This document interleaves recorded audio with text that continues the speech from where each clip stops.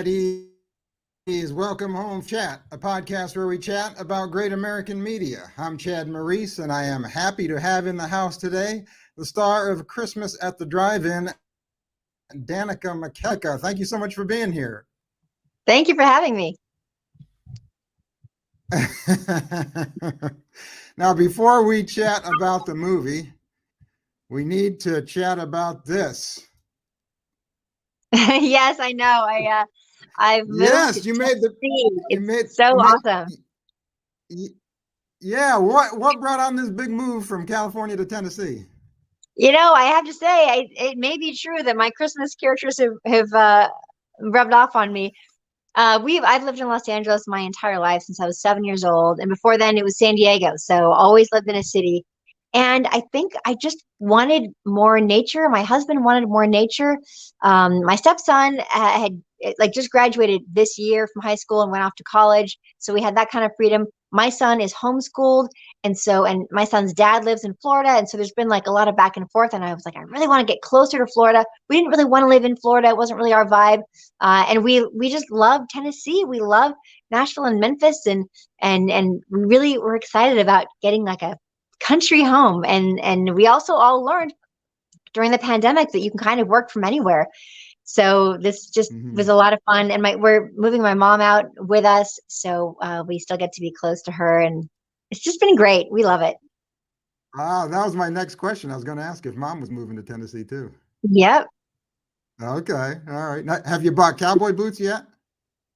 Well, I already had cowboy boots, but I need to get a better cowboy hat. That's what I don't really have. I have one, but it's kind of like a fake one. It's like from a costume store or something. I need to get a real cowboy hat. That's on the list. All right. Let's talk movies. This is the third movie you've done with Neil Bledsoe, the second Christmas movie. So how bummed out were you when you found out you had to do another movie with Neil? Well, I'm the one who requested it. Oh, you did? Oh, yes. Yeah, it's one of the advantages of being an executive producer is that I get to be involved in things like casting. In fact, if you remember The Winter Palace, it's not just Neil who's also in this movie, Christmas at the Drive-In, my new one that comes out Friday, but there are two other cast members that I also brought over from The Winter Palace, Jennifer Wigmore and Luke Marty.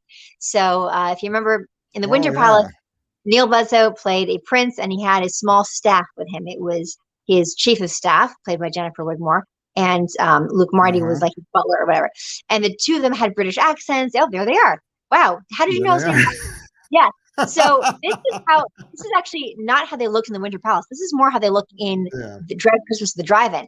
Because I said, look, they're not going to have British accents in this movie. They can change their hair. You know, Luke will shave, and Jennifer will have her hair down, and there's not going to be any character confusion. And you know what? It's just a really wonderful, beautiful, fun reunion. And I described that reunion on behind the scenes video. I've been putting a lot of behind the scenes videos on the new app called Great American Community, which I'm sure you know all about. Great American Community, a really fun app that a bunch of us are making videos on. Myself, Trevor Donovan, Jill Wagner, Karen Matheson, Debbie Matenopoulos. In fact, a lot of the cast members from Home and Family, which was a daytime show on Hallmark Channel for years and years that they canceled a couple years ago. Still not sure why they canceled it. It was such a good show. But a lot of the lifestyle experts have ongoing video series on the app, including myself and including my mom. She had done a few baking segments on Home and Family, and so she is also doing videos for the Great American Community app. If you want to get the app, just search GA Community, all one word, on like your phone. It's at the App Store. It's at Google Play. I think it's on smart TVs as well. So yeah, come check it out. Come see all the cool behind the scenes videos, because I do a whole thing about the cast of Christmas at the Drive-In, and they all speak with British accents again, which is so funny. And I was like, no, they don't have British accents in this one. I do a tour of the Drive-In set itself, because the Drive-In of Christmas at the Drive-In is beautiful. They did such an amazing job. They actually built a drive-in for this movie, a working drive-in. I don't know if it's still up. I hope it is. But it was it's just gorgeous. And in the snow with the Christmas lights, just magical. Let's talk about this movie here. There are you and Neil. Tell me about who your character is and give me a little synopsis of what this movie is about. Yeah, so I play a property lawyer who comes back to her hometown to sort of stop being a property lawyer and start doing something a little simpler. Decides, I'm going to be a professor. I had some property law cases that didn't go well. I'm tired of the big city. I want to come to the country, kind of like me in Tennessee, and just have a simpler life. And she discovers that the drive-in that she has so many childhood memories at is going to be torn down and replaced by a distribution center. Well, my character actually got the historic designation for the drive-in a few years before when the owner of it passed away. And the owner's son, played by Neil Bledsoe, is the developer who's trying to tear it down. So we get to have lots of fun banter. One of the things, though, that I really like about this, it's not that typical black and white scenario. Oh, he's the cold-hearted developer who just cares about money, and and I'm the one with heart. If only I could get to thaw his heart, then it'll be Christmas. It's not that straightforward because he earnestly wants to help the town. The drive-in has not done well for a long time. The distribution center would bring in a lot of jobs that are needed in the town, and so there's a real debate. There's a real conversation there, and but despite all that, we get on each other's nerves quite a bit. Mostly because we were high school sweethearts and broke up 20 years ago, and never really talked about why. Like we never had that resolution or closure. So while we're dealing with the whole drive-in situation, then we're also going into the past and being like, what happened? Like what? And sort of figuring out what went wrong. And by the way, the premise of it is that I go back to the historic commission and I say, we can't tear it down. This drive-in is so important to town. It's more important than the distribution center would be. And she goes, okay. The head of the historic commission says, all right, if you believe that this drive-in is more important to the town than the distribution center would be, you have to prove it. And we'll give you until Christmas to prove it. You have to show by Christmas that this is a viable business that can operate and will bring this town together like you described. And I'm like, okay, but it's cold and it's a drive-in. And she's like, well, this is your chance. And then she said, hold it. And that's Neil Bledsoe's character. If she has to prove that it is viable, you have to prove that it isn't. Meaning you've got to give a good faith effort to make this drive-in work. And otherwise, we might think that you don't have the town's best interests at heart. So we're forced to work together and try to make this drive-in work in the wintertime while trying to rediscover what happened to us in the past.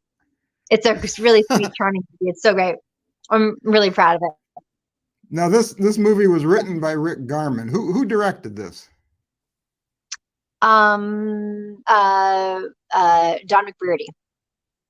Had you worked with him before? Yes, we worked together on Very, Very Valentine. Oh, okay. I remember that one. Yeah. I know what you mean. Okay. Now, I think you said on your Great American Community video, they actually built a drive-in for this movie, right? They did. They built a working drive-in. It was gorgeous. Yeah. That is pretty neat. Now, I know Neil is really good at improvising. Were you two able to improvise during this movie, or did you stick to the script? Oh no, we changed so many things. That's part of what I love about working with him, is that we have this easy rapport where we can suggest things and play with things and experiment and really break down the script and understand, like, what does it need here? What can we improve in this, in this scene or that? And there's lots of moments where either we improv the lines themselves and discovered new things, or we kind of reinterpreted what the tone of the scene was. There's this scene where he says, oh, so it's like, you say, oh, so it's like I say, well, you never know what you're going to get. It's a Christmas, drive-in, and going to the movie to drive-in. You never know what you're going to get. And he goes, oh, so it's like a Christmas present. Well, in the script, it was written like, oh, so it's like a Christmas present. He goes, oh, so it's like a Christmas present. It just made it so funny. And I'm like, yes, it is. As opposed to like, yes, it is. It became this like sort of half contentious, but like, come on, stop making fun of me and understand the importance of the drive-in. Anyway, it's really, really sweet the way some of these scenes became even more charming and more engaging because of the ability that Neil and I have to work together like that and play around, since we have worked together so many times. I just noticed that my background and your background kind of look like they go together. They have like they're very similar, aren't they? Brown lights and everything. We're not actually in the same room, everybody. We're in different cities. We're in different states. No, I know you have to run for another interview, but I want to give you a chance to plug your Great American Community show, Bits of Joy. Yeah, Tell people what that's about. Yeah, so of course I've been doing lots of behind the scenes videos, whether it's about the drive-in, it's the set, the cast, the dance that Neil and I have in the video. I mean, in the movie, and then also I've got other segments. So we're doing this year round. I've got motivational bits. They were calling them. It's Bits of Joy is the name of the series. Bits of Joy. So I guess behind the scenes bits. There's motivational bits. There's faith bits. I've been talking about my journey.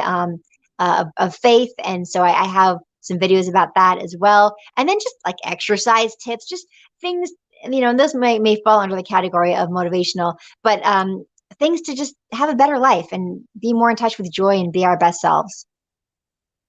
Now, do you still do your Motivational Mondays on Instagram? Every now and then, but that slowed down. Gosh, I mean, I feel like late last year it kind of slowed down. It's just there are only so many hours in the day, and I'm glad that at least I have an outlet here with the app that I can put out some motivational videos as well. But I certainly haven't said I'm not doing those anymore, and I would like to do them again. Yeah, it's just tough to schedule it all in sometimes. But anyway, listen, thank you so much for having me, and I want to let everyone know, please tweet with us for the premiere of Christmas at the Drive-In. It's this Friday, the 25th at 8 o'clock Eastern, 5 p.m. Pacific on Great American Family. If anybody's having a hard time finding the Great American Family channel, you can just go to greatamericannfamily.com, and there's a channel finder. Or you can text the word Christmas to 877-999-1225, like the date of Christmas, December 25th. Right. So find us in time to join us for the premiere of Christmas at the Drive-In on Friday. So excited to share this movie with you guys, and thank you so much for having me on your show, Chad. Thank you for being here, and thank you for being here, chatters. And until next time, you keep the faith, keep smiling, keep your friends close, and keep your great American family closer.